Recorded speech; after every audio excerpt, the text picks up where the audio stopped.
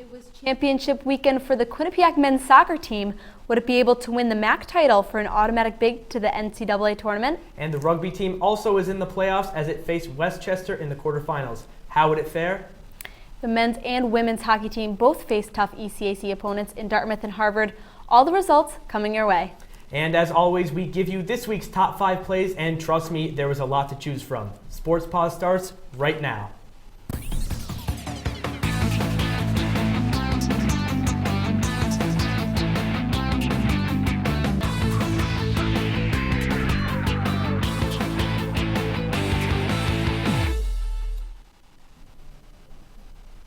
Hello everyone and welcome to this week's edition of Sports Paws. I'm Sierra Goodwill. And I'm Drew Feinberg. Sierra, as you mentioned, the men's soccer team battled in the final rounds of the MAC tournament this past weekend. Let's see how they fared in the semifinal round.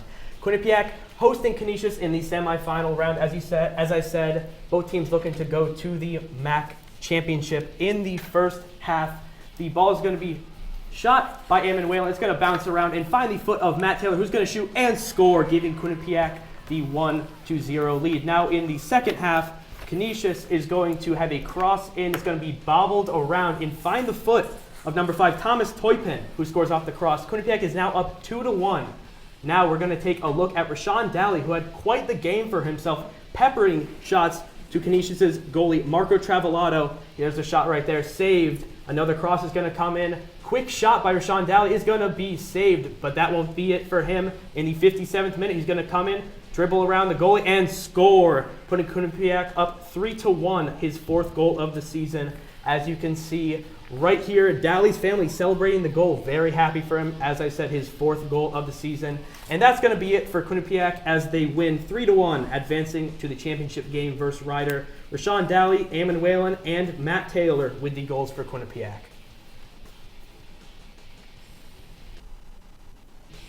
And here it is, Drew, the championship game hosted by Quinnipiac on the QU soccer field, potentially the last game ever played on that field.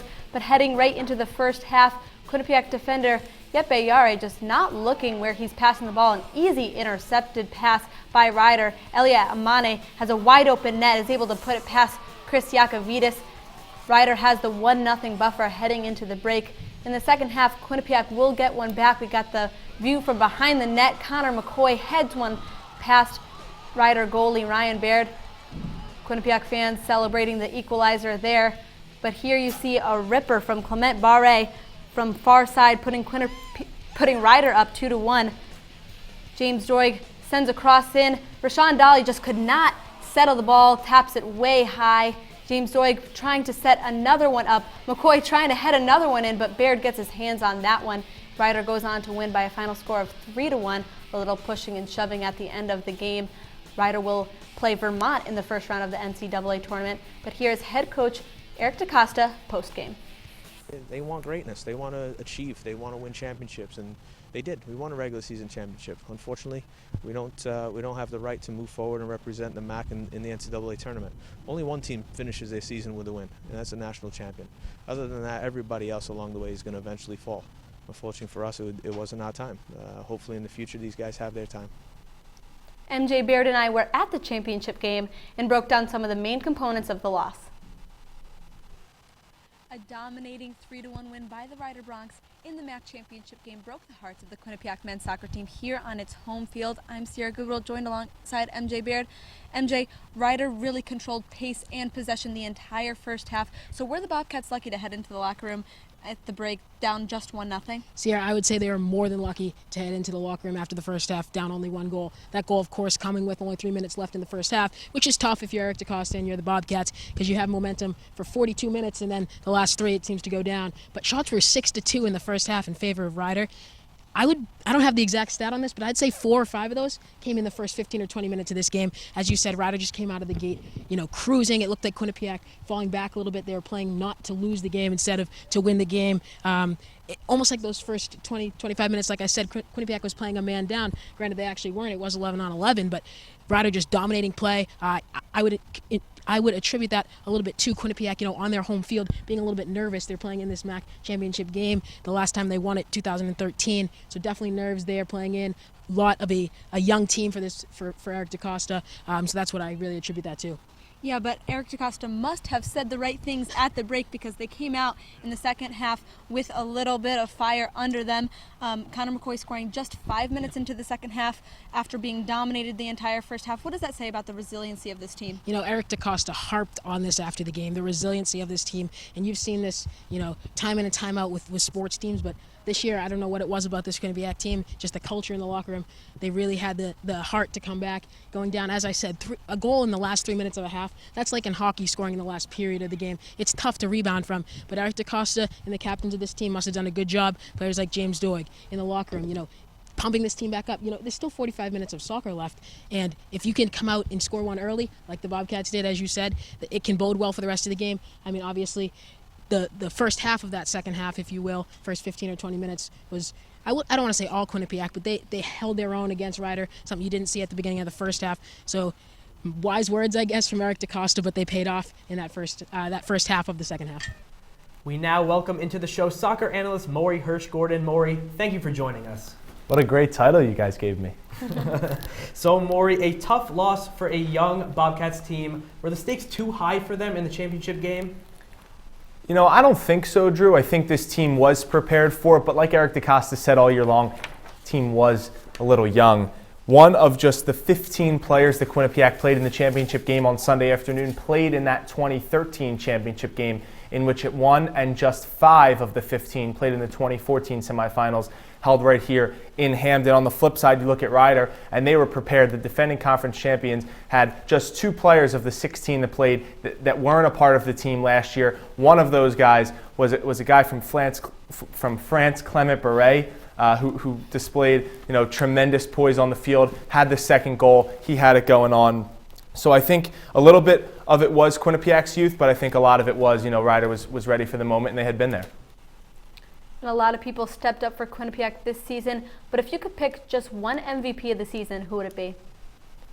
Sierra, no, you're right. A lot of pieces stepped up for this team this season, on the field, off the field. But I think if you have to pick an MVP, I think it has to be Eamon Whalen. I think you guys would agree with me on this one. The Rookie of the Year, first team all-conference, the most goals for a Quinnipiac men's soccer player since 2008, since his own assistant coach, Graciano Brito, scored 18 back in 2008. Eamon Whalen was tremendous, 11 goals of Quinnipiac's 32 on the year, over 30% of the team scoring. He had 4 game-winning goals. Such an integral piece.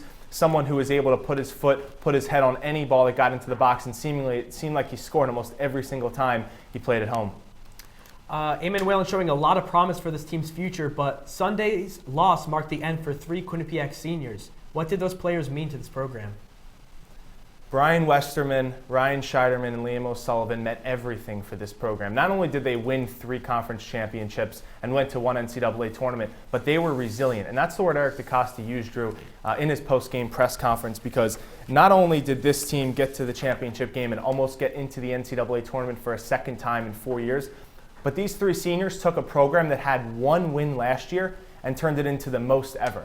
Eric DaCosta said, hey, if they would have had 6 wins, 7 wins, then definitely the season would have been a success. But they double that. They get to 13. They have home field advantage. They win a regular season conference championship. They did a lot. And most impressively, they did it in the summertime. They were calling freshmen and sophomores, new players into the program, asking them what they need for school, anything else they need to get right into the team. Feel at home, because Eric DaCosta said last year a reason why the team only had one win was because there were a lot of groups and cliques within the team, but these 3 seniors made sure that was not to happen this year, and it really paid off on and off the field. As you mentioned earlier, Maury, there were a lot of young players on this team. So do you see Quinnipiac making it this far again next season? Obviously, Sierra. I think this team's going to get back to the championship game. I think that they are going to win this game. Like I mentioned, a ton of players going to be returning for Quinnipiac. Just 3 players won't be back, and 2 of them really, the only ones who played significant minutes. And it's really the expectation every year with this Quinnipiac men's soccer team. Now in the last 5 years, it's won 4 regular season conference championships. Eric DaCosta, Graciano Brito have their team ready every single game, and I think that they will be back in the championship game and go one step further and win a MAC ring. Thanks so much, Maury, for joining us. Thank you. Anytime. Now on to another team who's in the playoffs, the number 1 ranked rugby team. It faced off against 7th seeded Westchester in the quarterfinals on Saturday. Quinnipiac had no trouble advancing, cruising to a 94-15 win. Next up for the Bobcats is Army, the team they defeated in the national championship last season. The semifinal game is set for Friday, November 18th in West Point, New York. Note that Central Washington is on the other side of the bracket, the team that dealt Quinnipiac its only loss of the season. That could make for quite the national championship game, Drew. You're very right about that, but we're going to take a quick break. But when we come back, we have highlights from the men's hockey team's home weekend against Harvard and Dartmouth.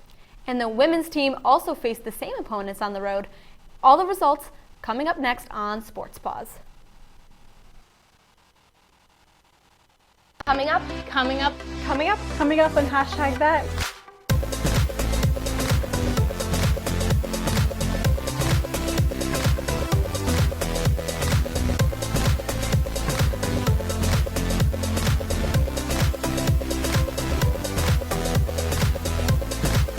We are your source for Quinnipiac's entertainment news.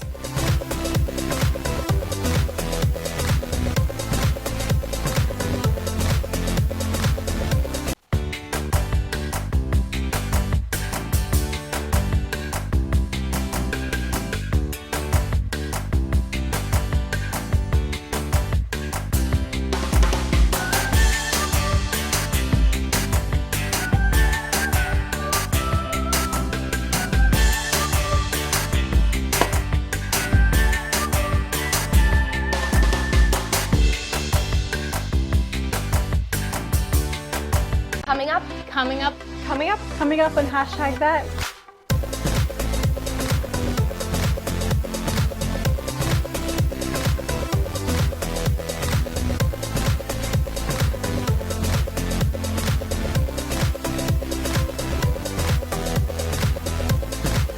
We are your source for Quinnipiac's entertainment news.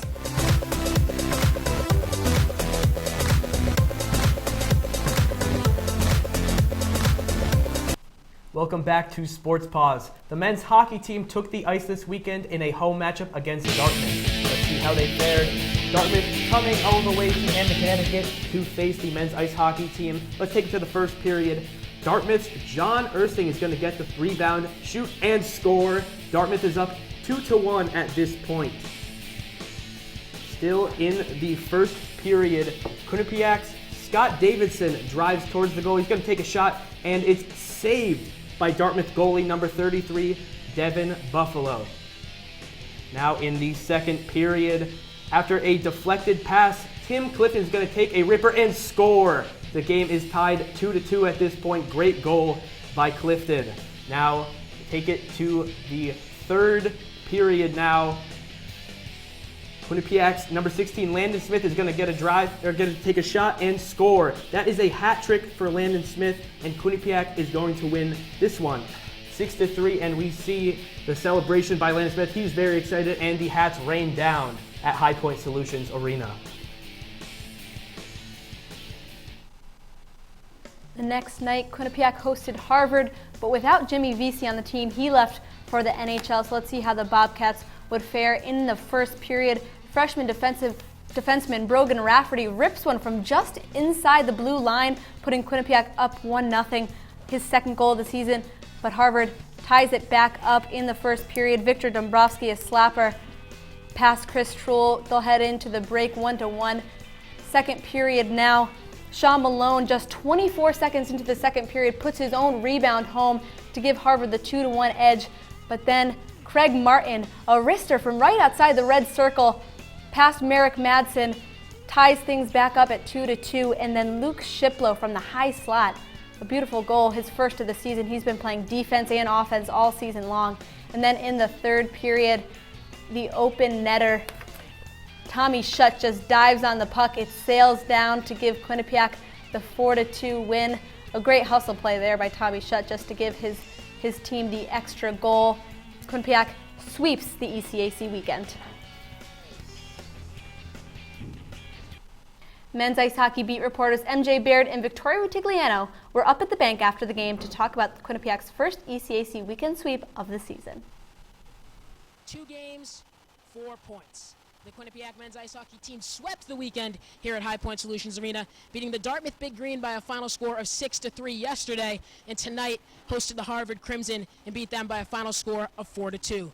Hello everyone and welcome to The Rebound, presented by Q30 Television and Q30 Sports. I'm MJ Baird, joined alongside today Victoria Rutigliano, a men's ice hockey beat reporter. Victoria, thanks for coming on. Oh, well, thank you for having me, MJ.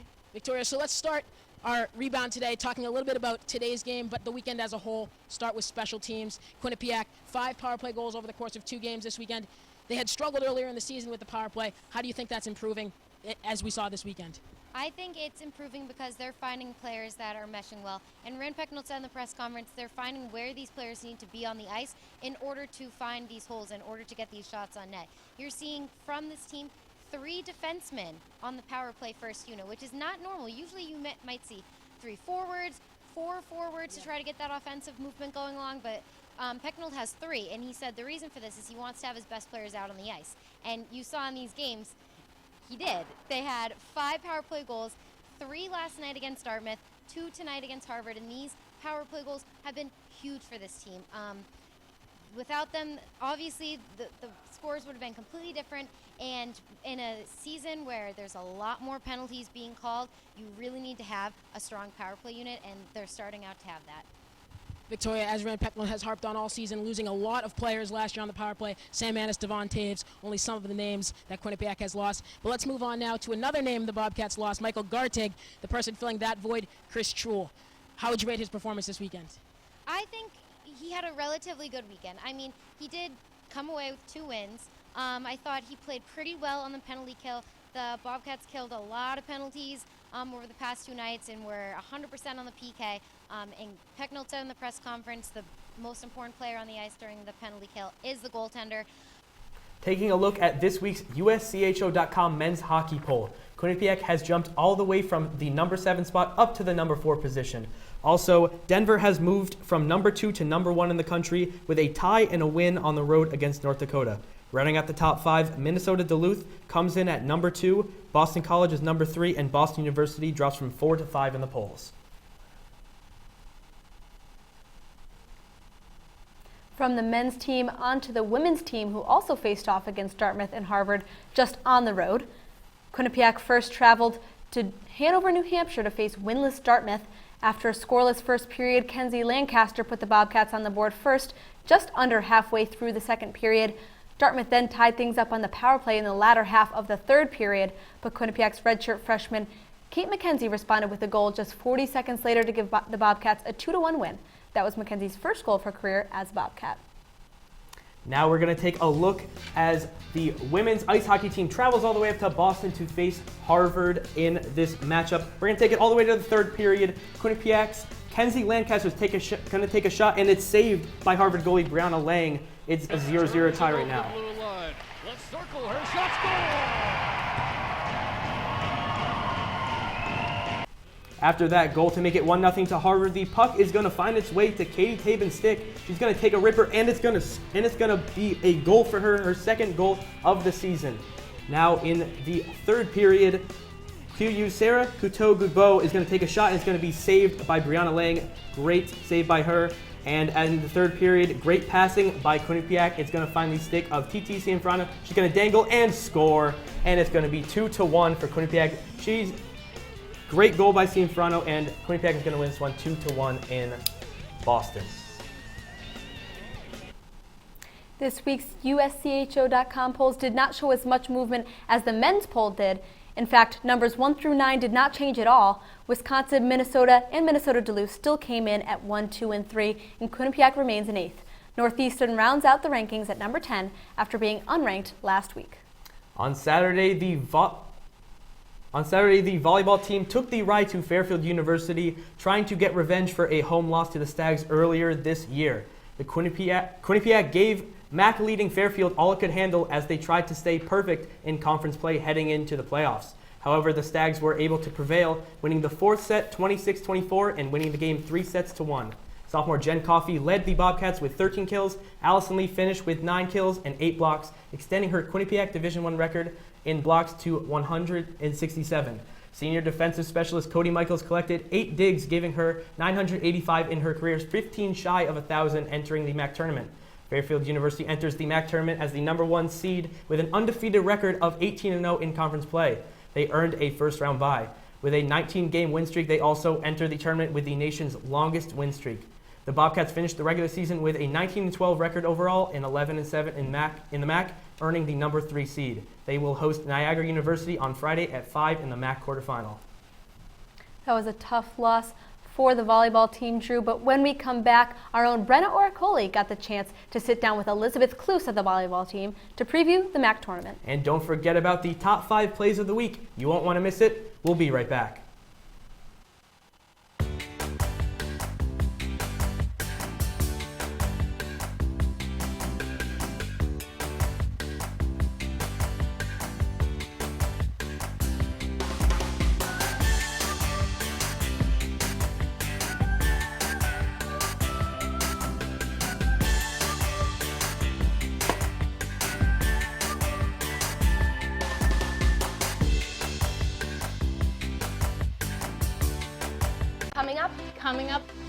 Coming up on hashtag that.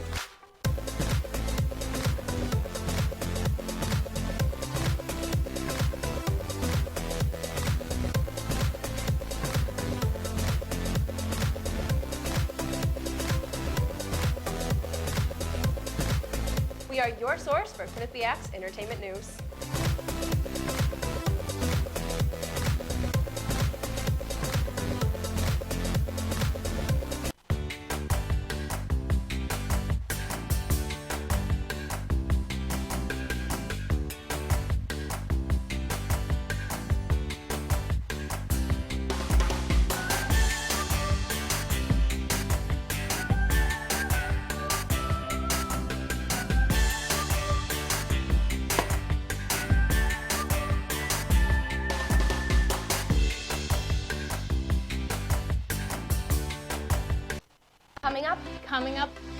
Coming up on hashtag that.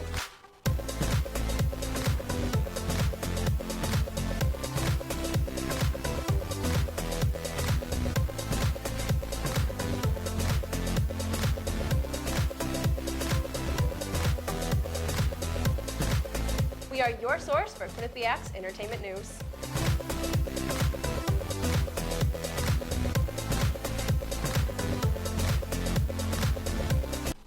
Thanks for sticking with us here on Sports Paws. One fall sport we cannot forget about is cross country. The men's and women's team competed in the NCAA Northeast Regional on Friday. On the men's side of things, the dynamic duo of Brendan Copley and Dylan Fearon both had top 50 finishes. The men's team finished in 22nd place overall. For the women, they finished in 14th place, its best finish since 2009. Senior standout Neve Ash finished in 42nd place in her final race as a Bobcat. But now, as we promised, we'll send it over to Brenna Oracoli, who sat down with Elizabeth Kloos of the volleyball team.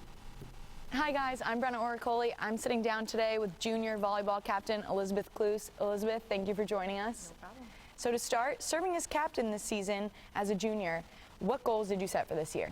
Well, we definitely wanted to change the program around. Even just being in the top 6 was a goal for us, and as the season progressed, it was obvious that we needed to accomplish more than just 6th.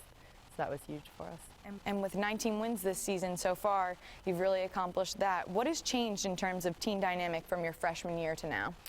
There's just so many little things I think is a big difference, because we were always really close in games. We weren't ever getting killed by a ton, and so that was really frustrating, just to constantly be down by a little bit and never being able to finish it out. So just little things, like coaches are always on top of us for like just the littlest mistakes, and that's what makes the difference in the end. So what has gone on in practice that has contributed to these little things? We got a new assistant coach, so he's brought in a lot of new drills, which is really helpful, and just his have him break down things for us is really nice, and everything like that. It's just a whole different mindset at practice. You know, we run at the end of practice every time, and it's not as a punishment. It's because we need to be better conditioned than other teams. So it's just a complete change in mindset for sure. Yeah, and heading into the MAC tournament, you're heading back down to Fairfield. How are you keeping the team motivated going into the quarterfinals? It's looking like we're going to play Niagara for the tournament in the first round, and we just match up pretty competitively with them, so it's always back and forth in those games. So it'll be very exciting to play them. This is somewhere we've never been. None of us on the team have been in this position so far, so it's a great experience for all of us to just kind of learn as we go and keep the goal in mind that we want to go play one of the Big Ten teams. There is someone out there, so that'd be very cool. Yeah, how are you planning on securing that championship game? Niagara's team is super scrappy, so their defense, they pick up everything. And for our team, we just can't get frustrated. We need to keep taking big swings and be better on our defensive end to keep up with them. But they're definitely beatable, so it should be exciting. That's great, and thank you for joining us today. That's all I have for you guys. Back to you guys at the desk. The women's basketball team had revenge on its mind as it opened up the 2016-2017 campaign looking to earn its first ever win against Florida Gulf Coast University. And let's take the tape as we'll go right to the first half. Paula Stroutmane gets the ball, makes a few good moves, and she finds Erin McClure, who takes the mid-range jumper and sinks it. Still in the first half, Quinnipiac's Carly Fabry drives, finds Erin McClure, takes a fake shot and easy layup for her. Still in the first half, Florida Gulf Coast, China Dow gets the rebound, and she could go all the way. Just kidding, she finds her teammate for the easy layup underneath the basket. Still in the first half, Sarah Schuin finds Brittany Johnson for the three ball, and Florida Gulf Coast is up 27-26 at half. Second half now, Paula Stroutmane drives to the hoop and one. She gets the foul and the basket. Still in the second half now, Stroutmane gets it again, inside move, makes a few nice moves and drains the bucket. And that's going to do it as Quinnipiac defeats Florida Gulf Coast 66-56. The men's basketball team also had its season opener. It was Vermont's season opener as well. The Catamounts beat the Bobcats 83-70 last season. Here's Quinnipiac before the game. It features 6 new faces this season. Here's one of them in Phil Winston. And here's another freshman, Mikey Dixon. But one that really stood out in this season opener was the junior college transfer from Texas, Reggie Oliver, sinking threes. And that was really what he did all game long. He was 4 from 8 from behind the arc. Here, the quick catch and release, no hesitation. He led the team with 15 points. But soon after that, the Vermont freshman Anthony Lamb really took over this game. Here, one-on-one with Abdullah Bundu, he just sinks the jumper. He had 14 points in the first half. And here he'll get the ball from behind the arc. This was only his only three-pointer of the game, but he shot 67% from the field. Here he'll get the go-ahead pass from his teammate for the easy lay-in. He finished with 23 points and 9 rebounds. Tom Moore on the sideline, frustrated with his team's efforts. UVM led by as many as 30 points in this contest. Quinnipiac lost by a final score of 94-70. Obvious defeat on their faces. Quinnipiac's next game is November 21st versus Columbia University. Sierra, I've been talking about it all night, but the time is finally here. I thought we'd never get to it, Drew, but here are your top 5 plays of the week, presented to you by B&D Deli Works. Open for breakfast and lunch. Stop in to try the Quinnipiac Panini or the Q-Dog Sub. Drew, you grab the odds. I sure will. Coming in at number 5, women's basketball, Paula Stroutmane with the left-hand drive, the layup, and one as she goes to the line to shoot a free throw. Great play by her. At number 4, you saw it earlier, Luke Shiplow's ripper from the high slot, but his celebration might have gotten him to the top 5 plays here, Drew. Great celebration. At number 3, great passing by women's hockey as the puck finds the way to TTC Inferno's stick. She dangles and scores, and Quinnipiac wins this one. The number 2 play of the week, men's hockey versus Dartmouth. Tim Clifton picks up a turnover and snipes one from one knee. Clifton's 4th power play goal of the season. And at number 1 this week, we take it to men's soccer in the MAC Championship. Clement Bure takes a shot and gets right past Chris Yakovidis, which this will be the game winner for this one as Ryder wins the MAC Championship. Well, Drew, that's all we have for Sports Plus tonight. Be sure to follow us on social media at Q30 Television and at Q30 Sports. And don't forget to check out our website for our constant Quinnipiac athletics coverage at www.q30television.com. For Sierra Goodwell, I'm Drew Feinberg. We'll see you next time.